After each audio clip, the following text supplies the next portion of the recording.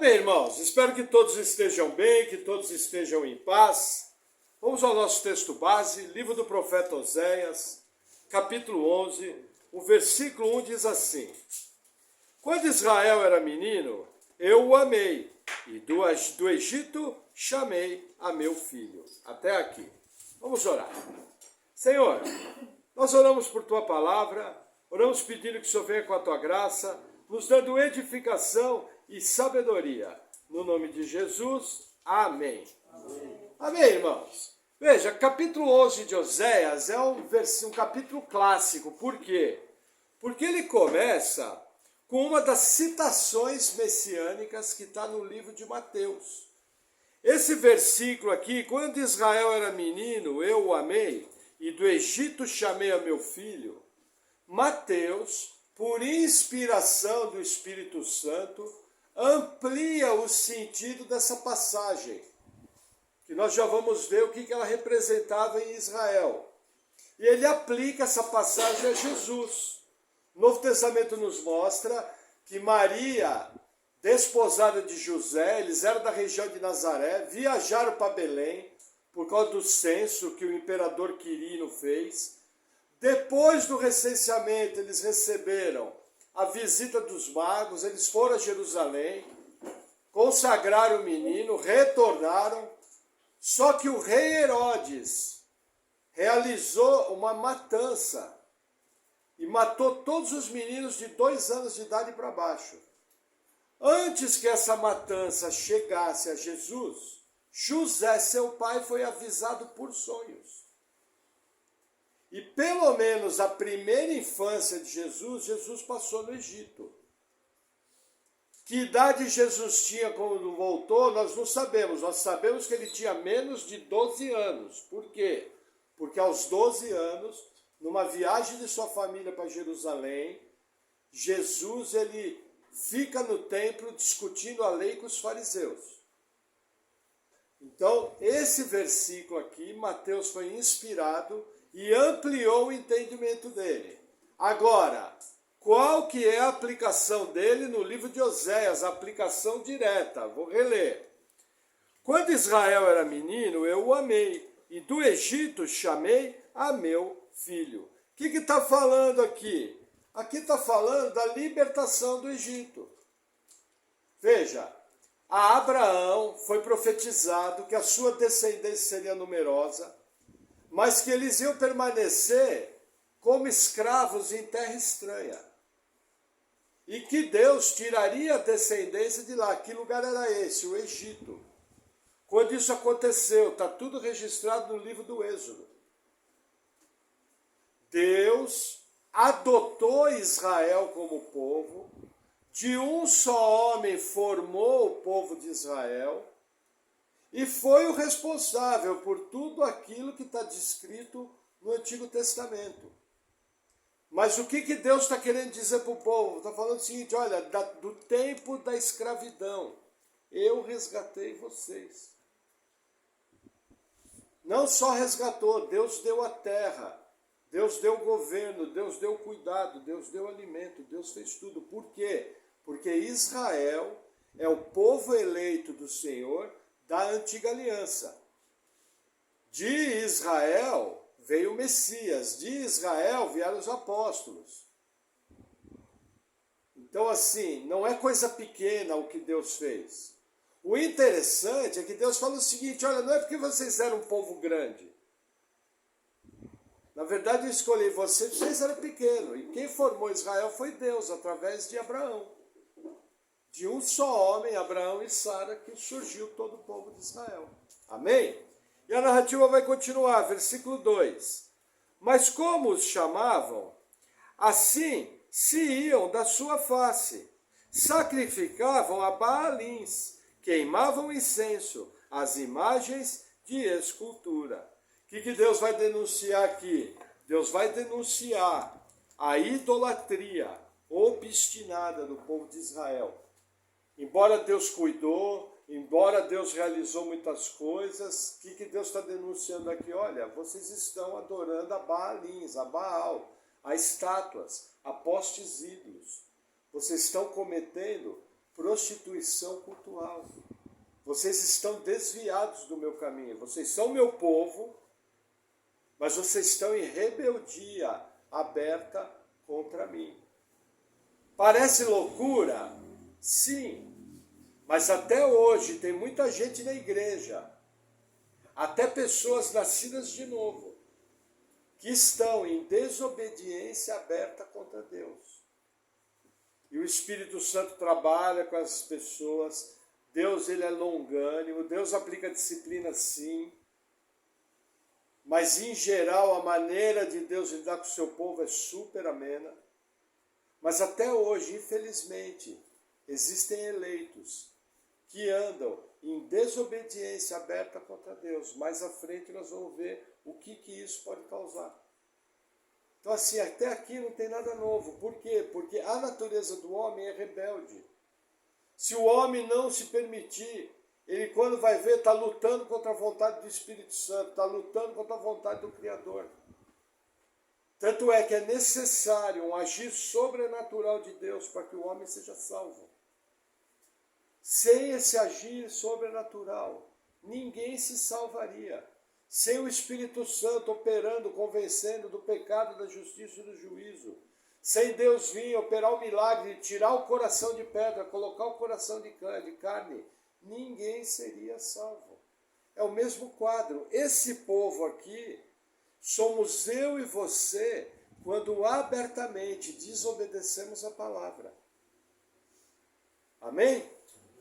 Versículo 3.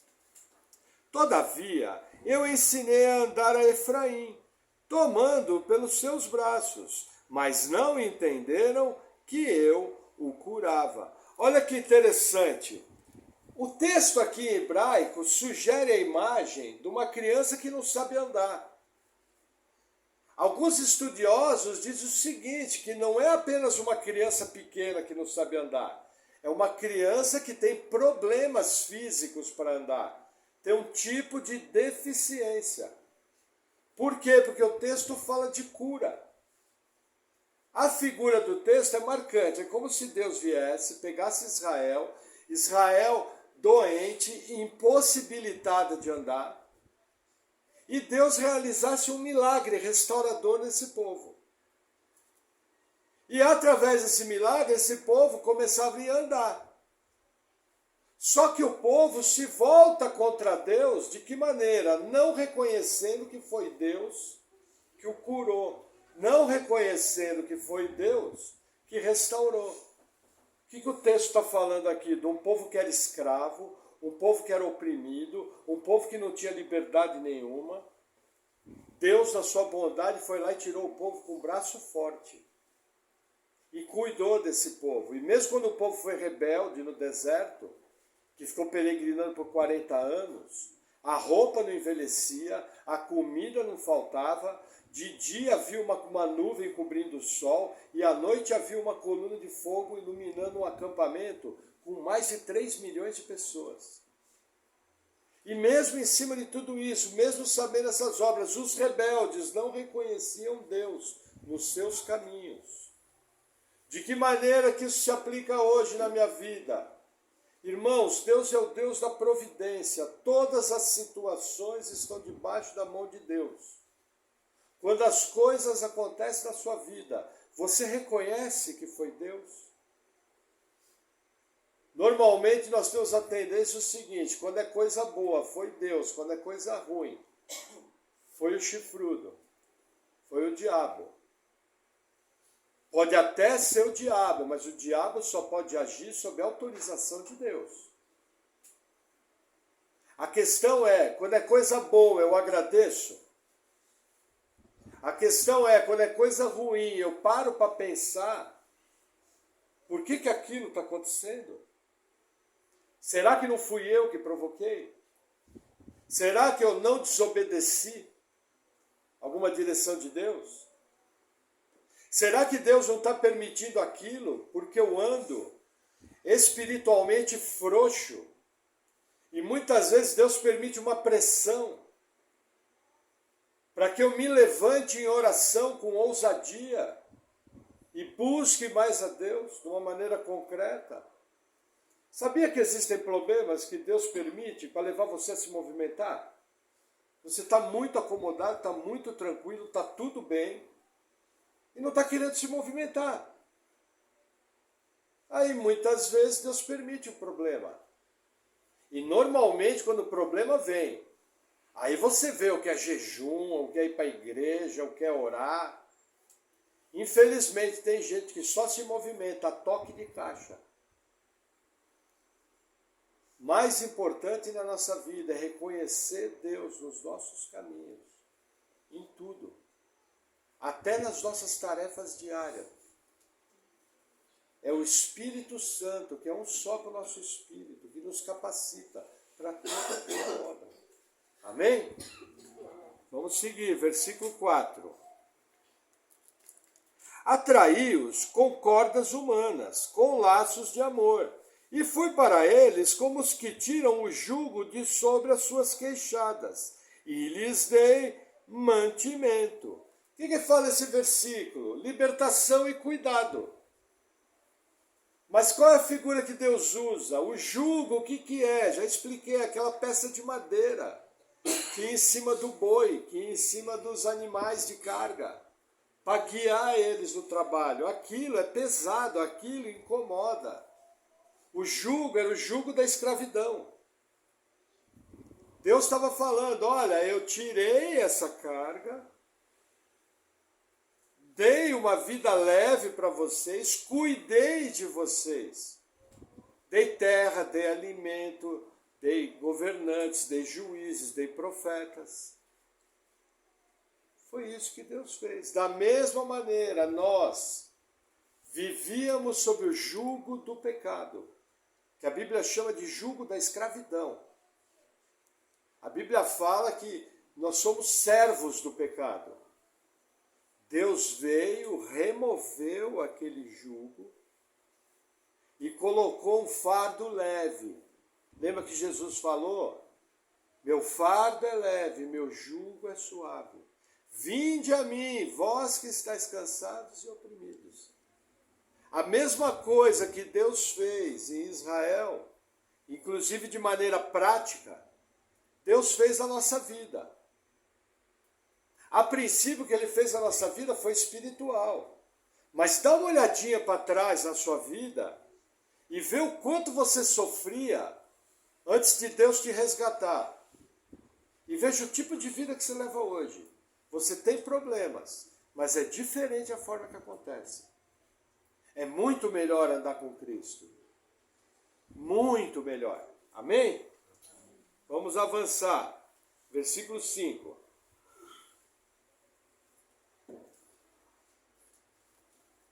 Não voltará para a terra do Egito, mas a Assíria será seu rei, porque recusam converter-se. Até aqui. Olha que interessante. Deus fala o seguinte, olha, vocês não vão voltar à terra do Egito. Aqui tem um duplo sentido. Primeiro, Deus está falando aqui, não adianta fugir para o Egito. Porque alguns israelitas tentaram fugir para o Egito. Lembra que eu falei da cidade de Mênfis, que era uma cidade de pirâmides e de cemitérios e de túmulos? Há 1 ou 2 capítulos atrás, Deus falou, olha, eu vou enterrar vocês em Mênfis. Então Deus está falando, ó, não adianta fugir para o Egito. Mas Deus está falando também que a escravidão do Egito não retornaria. Porque Deus tinha dado uma palavra, vocês não vão retornar para a escravidão do Egito. Porém, Deus fala o seguinte, só que quem vai dominar sobre vocês é o rei da Síria. Isso aqui tem todo um contexto. 10 anos antes da queda de Samaria, o rei Oséias já pagava tributos ao rei da Síria. Esses tributos ele pagava a nível de proteção. O que Oséias está profetizando aqui? Essa Síria que vocês confiam vai vir, vai dominar sobre vocês, vai destruir tudo e vai levar todo o povo cativo.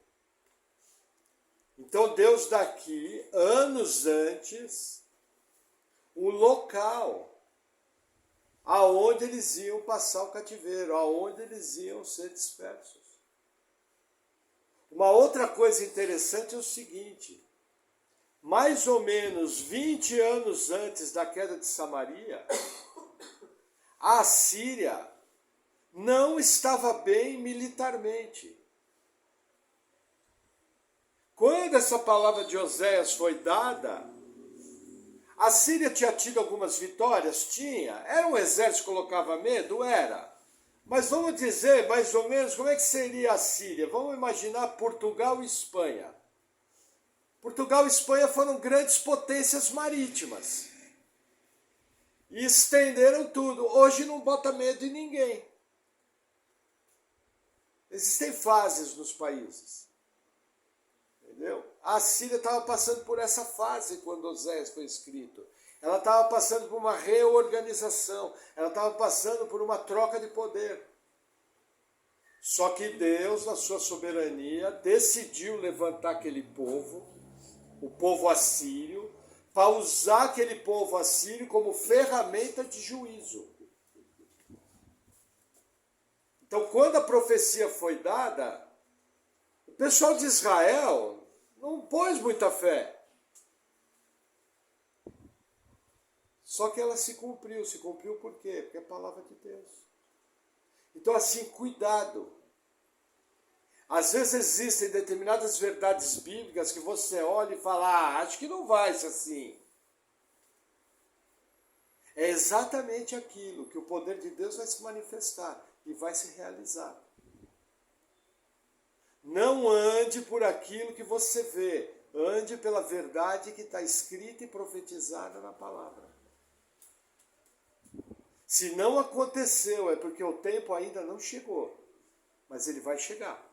Amém? Vamos avançar mais um pouquinho, versículo 6. E cairá a espada sobre as suas cidades, e consumirá os seus ramos, e os devorará, por causa dos seus próprios conselhos. O que Deus está falando aqui? Olha, a guerra vai chegar, vai destruir tudo. Não só as cidades, eu vou destruir a base, vou destruir a agricultura, vou arrancar tudo. E por que eu vou fazer isso? Em vez de vocês não seguirem o conselho da minha palavra, vocês estão seguindo o próprio conselho. Trazendo para hoje em dia, trazendo para o mesmo exemplo de pecado. Porque seguir o próprio conselho no texto é seguir o pecado da idolatria. Trazendo para hoje em dia, pode ver, quando você está no pecado, você fica obstinado. Você quer seguir a sua cabeça, você quer fazer as coisas conforme você quer. E várias vezes você peca, sabendo que está errado. Várias vezes você peca, contrário à palavra do Senhor. O povo sabia que ia ser punido através da idolatria. O povo insistiu, confiou no quê? Confiou no poder militar do rei Jeroboão. Confiou no poder administrativo do rei Jeroboão. Até que Deus levantou outro povo, veio e destrói tudo, acabou tudo. Foram arrancados com raiz e tudo. Amém? Vamos avançar mais um pouquinho, versículo 7.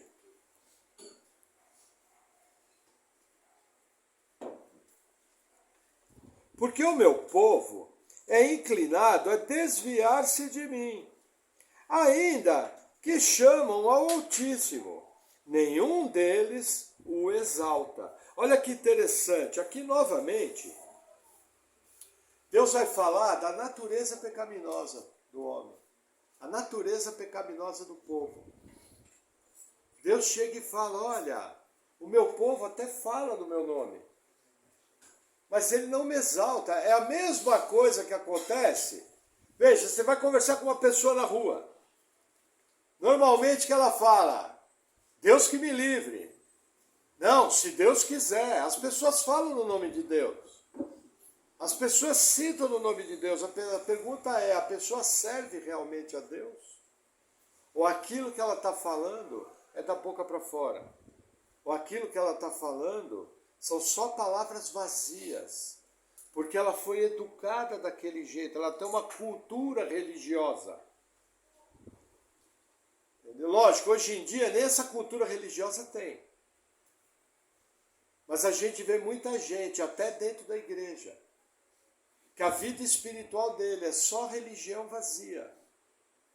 Não exalta a Deus no seu dia a dia, não exalta a Deus no seu coração, não engrandece o nome de Deus. Na verdade, é uma religião falsa, que muitas vezes pode ser praticada dentro da própria igreja. Isso vem da onde? Isso vem da natureza pecaminosa do homem. Lembra Paulo, Romanos 3? Todos pecaram. Não há quem busque a Deus, não há quem entenda, não há quem faça o bem. A natureza do homem é pecaminosa, é contrária a Deus. Por isso que o Espírito Santo teve que vir e se tornar um com o seu Espírito, para a partir daí guiar você na vida cristã, capacitar você a viver a vida cristã, trazer uma inclinação para as coisas de Deus, trazer uma incomodação quando você peca, trazer uma graça que te fortalece a andar em vitória. E é lógico, a principal função do Espírito Santo em nós é o penhor, é a garantia que mesmo que esse corpo morra, um dia, quando Jesus vier, nós vamos ressuscitar, glorificados, em forma perfeita. Não haverá mais pranto, não haverá mais choro, não haverá mais dor. E estaremos para sempre com o Senhor. Amém? Vamos seguir mais um pouquinho, versículo 8. Como te deixaria, ó Efraim? Como te entregaria, ó Israel? Como te faria como Adimá? Te poria como Zeboim?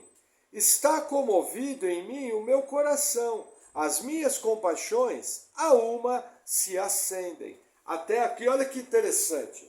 Essa passagem é curiosa. Onde que fica Adimá e Zeboim? Adimá e Zeboim eram duas cidades no vale de Sodoma e Gomorra. O que Deus está querendo dizer aqui? Adimá e Zeboim foram destruídas. Desceu fogo e enxofre. E queimou Sodoma, Gomorra, Adimá e Zeboim. O que Deus está falando? Como que eu, sendo o pai de vocês, posso destruir vocês, pulverizar vocês, como se fosse o vale de Sodoma e Gomorra. Aí Deus fala, o meu coração está se contorcendo dentro de mim. Por quê? Porque Deus não tem prazer na punição. Deus não tem prazer no juízo. Mas Ele o faz porque Ele é Deus e Ele é nosso Pai. Só que olha que interessante, aqui fica muito difícil as pessoas entenderem a graça de Deus. Pessoas foram destruídas na invasão assíria? Sim. Pessoas morreram? Sim.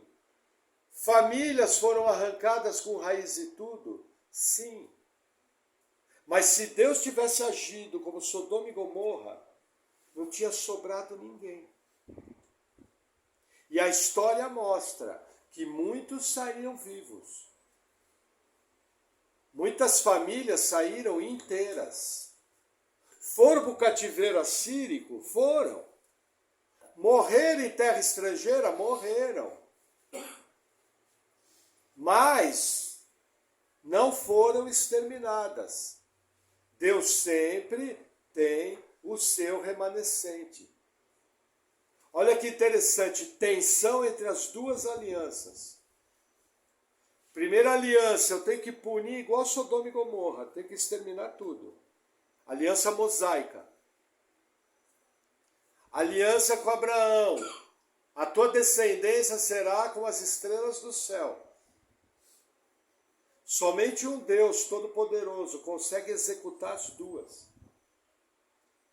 Os irmãos concordam que dentro do povo de Israel, mesmo sendo o povo étnico eleito, tinha gente que não conhecia o Senhor? Os irmãos concordam que tinha gente salva?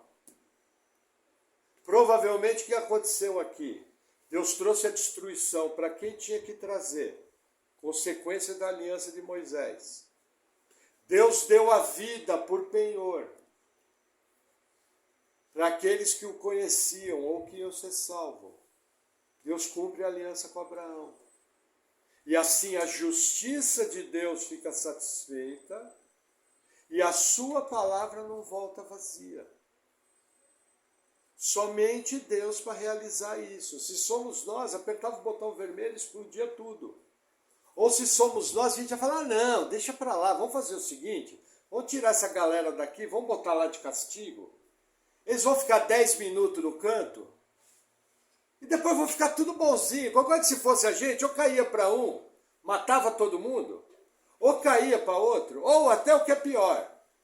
Você olhar para a cara de um e falar, você tem uma cara de bonzinho? Então tá bom, passa, vai lá para a Síria. Ah não, você tem cara de mal. Somente Deus sabe o coração, somente Deus conhece a pessoa. Somente Ele pode realizar isso. Mas o que eu tenho que lembrar desse versículo? Deus não se alegra com seus juízos. Ele o faz porque Ele é um Deus justo. E Ele tem que executar o juízo. Amém? Versículo 9. Olha o que vai falar, olha que interessante. Não executarei o furor da minha ira. Não voltarei para destruir a Efraim, porque eu sou Deus e não homem, o santo no meio de ti.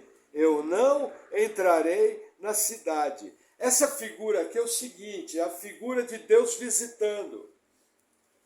Vamos lembrar, livro do profeta Amós, eu ensinei para vocês, que eles falavam o seguinte, que vai vir a visita de Deus, e Deus vai destruir todos os inimigos. Eles achavam isso de maneira errada. E que Deus fala, prepara-te, ó Israel, para encontrares o teu Deus. E que esse versículo é pregado de uma maneira errada. Lembram disso? É essa mesma figura aplicada aqui em Oséias. O que Deus está falando? Olha, eu não vou visitar para destruir tudo. Eu não vou entrar na cidade. Porque se eu entrar na cidade, eu destruo tudo. O que Deus está confirmando no versículo 9? O sentimento dele do versículo 8. Deus não trouxe um juízo total. Teve gente que escapou com vida. Teve gente que morreu de velhice na Síria. Teve gente que foi para o cativeiro assírico e até que teve uma vida boa, até que teve uma vida razoável. Pela misericórdia de Deus, porque Deus zela pelo seu povo. Eram 10 tribos. Elas não poderiam deixar de existir, porque o que forma o povo de Deus são as 12 tribos mais a tribo de Levi. É isso que forma o povo de Deus. A promessa é sobre Jacó. As tribos vieram de Jacó. Entendeu? E um descendente de Jacó, que é José, gerou mais 2 tribos, Manassés e Efraim. Por causa desse zelo, Deus cuida. Por causa desse princípio aqui, em dias do Novo Testamento, quando Deus nos disciplina, Ele o faz com graça. Ele o faz com amor. Ele não amassa a gente como deveria. Várias vezes eu vi a misericórdia de Deus na minha vida. Por quê? Porque Ele não pensa como homem.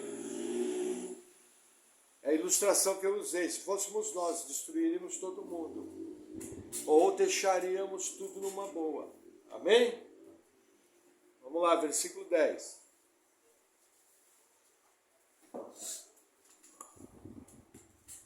Andarão após o Senhor. Ele rugirá como leão rugindo, pois ele, os filhos do ocidente, tremerão. Vamos fazer uma pausa aqui. Veja, a figura do leão, ela é aplicada tanto para Deus como para o maligno. Por exemplo, lembra no Novo Testamento que fala que o diabo anda em derredor, como o leão que ruge, buscando alguém para devorar? A figura do leão é o seguinte: o leão é o rei dos animais. Ele é o animal mais poderoso que tem. Lembra que Jesus é o leão da tribo de Judá? Leão representa poder, leão representa autoridade. O que Deus está falando aqui? Olha que interessante, ele falou, olha, meu coração está comovido. Como que eu posso fazer com o meu povo o que eu fiz com Sodoma e Gomorra? Aí ele fala o seguinte, mas eu não vou fazer, porque eu não vou entrar na cidade como eu deveria entrar e destruir tudo. Eu tenho um remanescente. Pessoas vão morrer, mas pessoas vão sobreviver. E esses que sobreviverem vão para longe. O que ele falou? Olha, vocês vão para a Síria. A terra vocês perderam. Só que aí dentro dessa promessa, dentro desse carinho, dentro desse cuidado com o remanescente, que Deus fala? Eu vou trazer o meu povo de volta. Porque Deus tem uma aliança. Então, nesse versículo aqui, Deus começa a falar da redenção futura do povo, do resgate futuro, daquilo que ele ia fazer com o remanescente fiel. Quem é o remanescente? Lembra dos dias do profeta Elias? Elias falou, Deus, só eu te sirvo. Deus chega e fala, ei, para aí, tem 7.000 que não dobraram do joelho a Baal.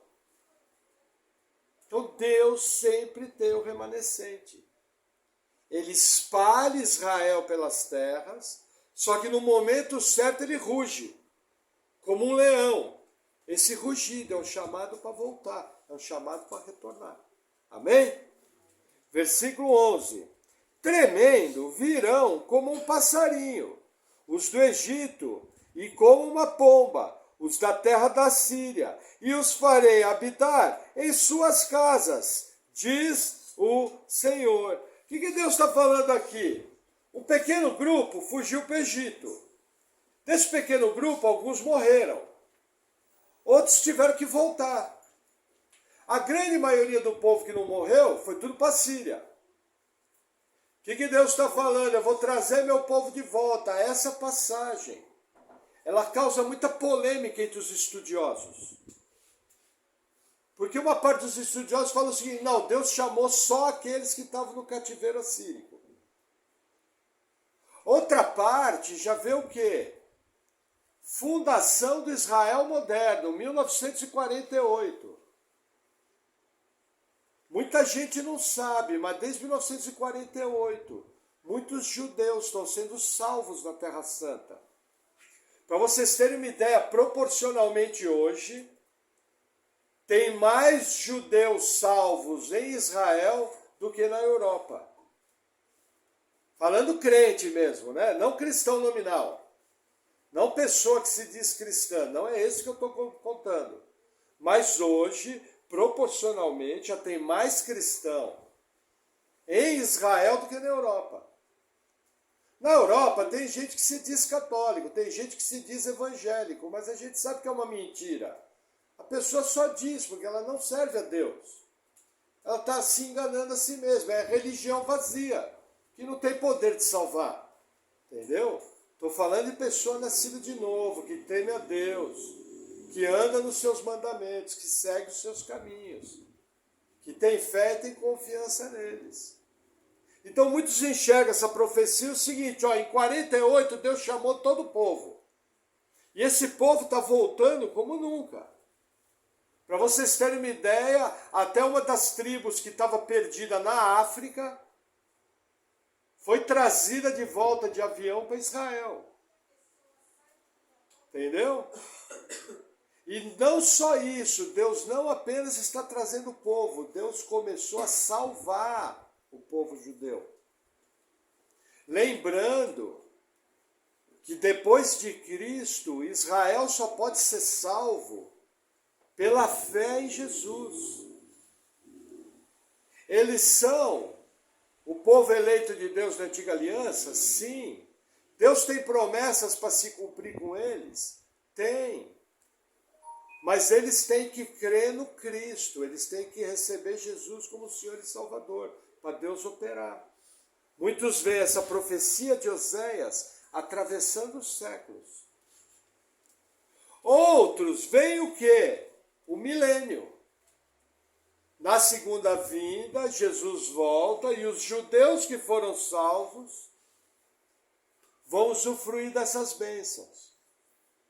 Outros vão mais longe, outros olham e falam, não, Deus restaurou o povo, trouxe todo mundo de volta, tinha gente espalhada pelo Império Assírio, o Império Assírio foi tomado pelos babilônios, nós vamos estudar isso.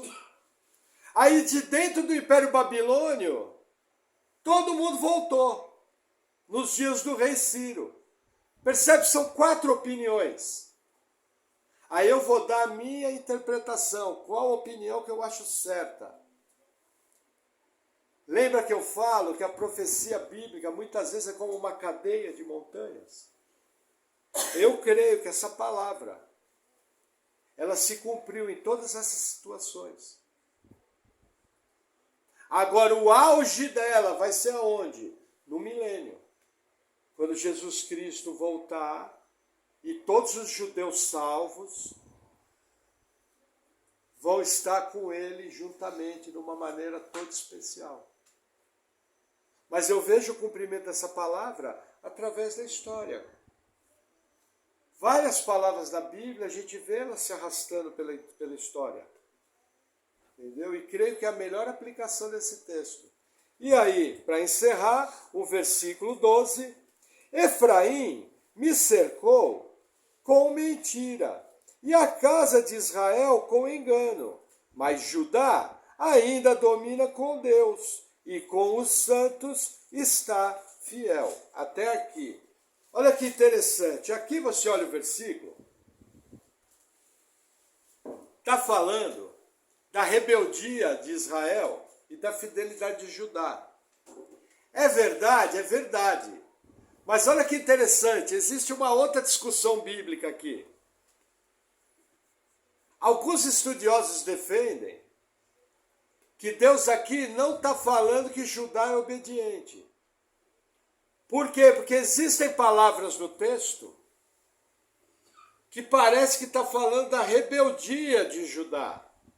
Aí, novamente, né, um grupo de estudiosos fala uma coisa, outro grupo de estudiosos fala outra. Por quê? Porque o hebraico aqui é obscuro.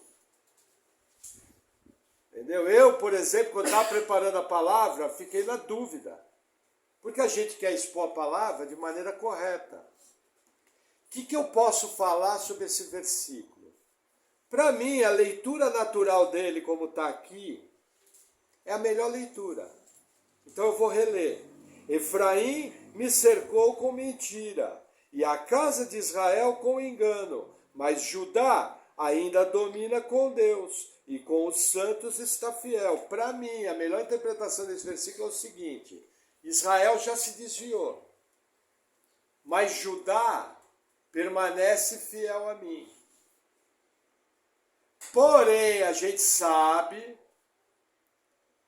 que 136 anos depois, Judá vai estar super rebelde, mergulhado em idolatria.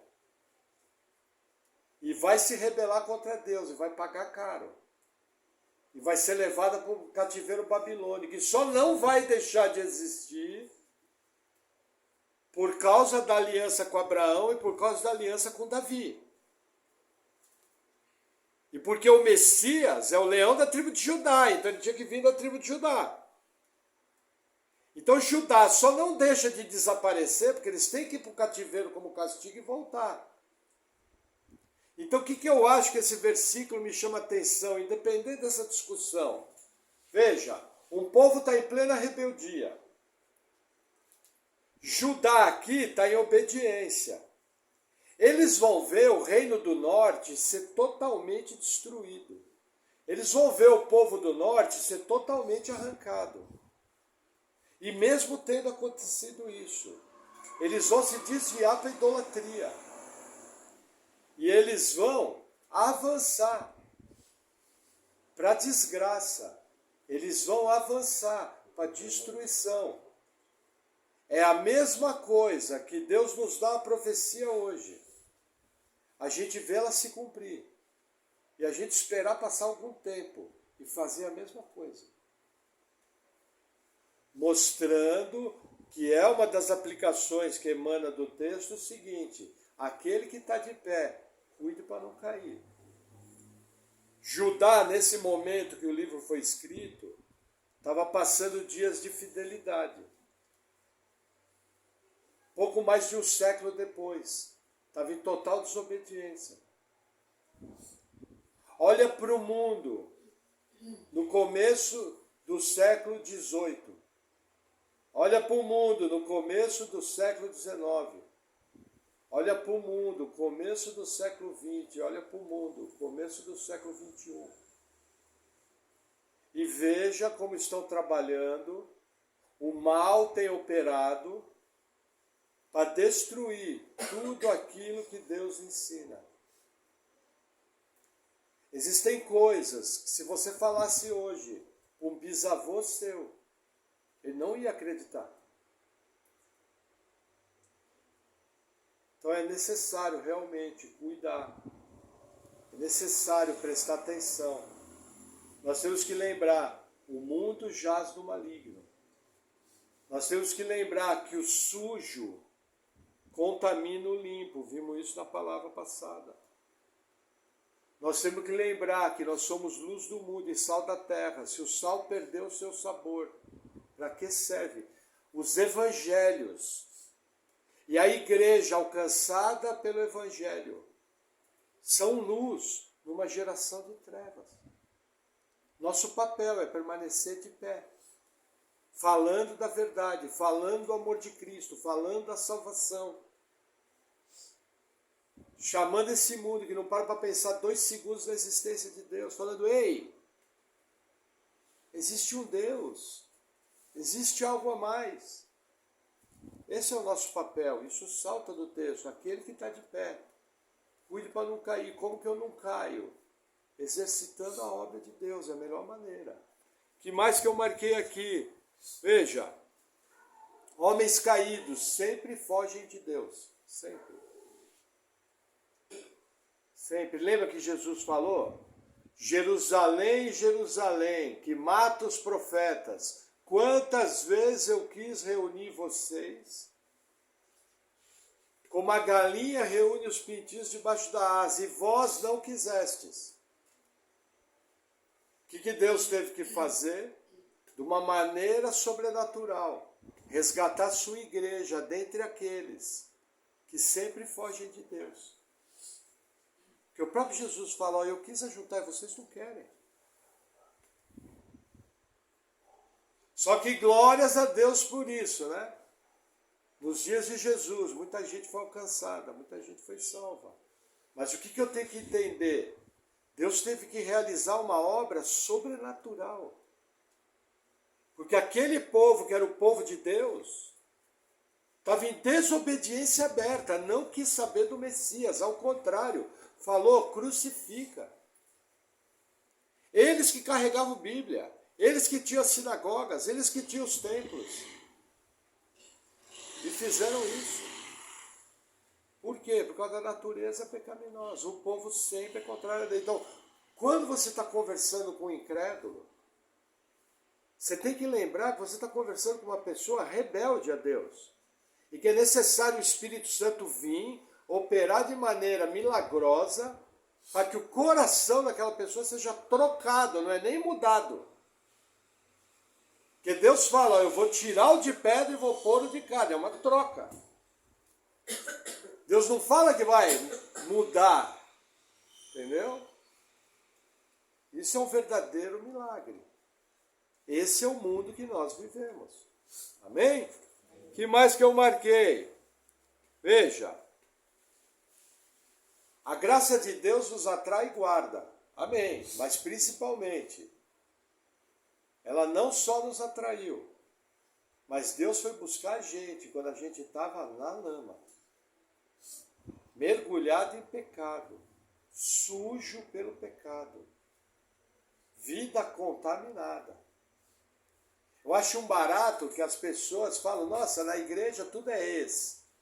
é ex-prostituta, é ex-homossexual, é ex-traficante, é ex-bandido. Pô, todo mundo é ex. Aí eu já vi pessoas chegando e falando, eu não acredito nisso aí, o cara foi ladrão e parou de roubar. Só porque vai para a igreja agora. Quem já ouviu isso? Quem é mais antigo da fé já ouviu. Certo? Mas qual que é o problema? O problema é que a pessoa está olhando com olhos naturais, porque Jesus falou. São os doentes que precisam de médico, não são. Se você se acha muito bom, se você se acha muito perfeito, se você se acha que não tem pecado, vou dizer uma coisa para você. Seu caminho é o inferno. Porque você confia demais na sua bondade. E não deveria confiar demais na sua bondade, você deveria confiar em Jesus. E se achegar a Ele falando dos seus pecados. Se arrependendo. E crendo que Ele é poderoso para limpar. Lembrando da onde Deus tirou. Eu tinha minha vida destruída. E Deus foi me resgatar. Eu não prestava. E Deus foi me resgatar. Eu merecia? Não. Foi graça. Eu merecia era inferno. Merecia ser amassado. Merecia ser pisoteado. Porém, Deus muito amou. Interferiu no andar da minha vida. E graciosamente me salvou. E isso que aconteceu comigo, aconteceu com você. Por isso nós temos que ter um coração agradecido, por isso nós temos que confiar em Jesus. Temos que andar em vigilância e de uma maneira simples, servir Ele de todo o coração. Para que não aconteça conosco o que aconteceu com Judá, que mais de um século à frente ia cair na desobediência e também ia ser punido por Deus. Amém? Vamos orar? Senhor, nós te damos graças, oramos pedindo, Senhor, que o Senhor venha nos mantendo no caminho, que o Senhor venha nos mantendo de pé e que nós possamos em tudo realizar obras de acordo com a Tua palavra e através dela que o Teu nome seja engrandecido e que a nossa vida seja um testemunho vivo do Teu poder. No nome de Jesus, amém. Amém.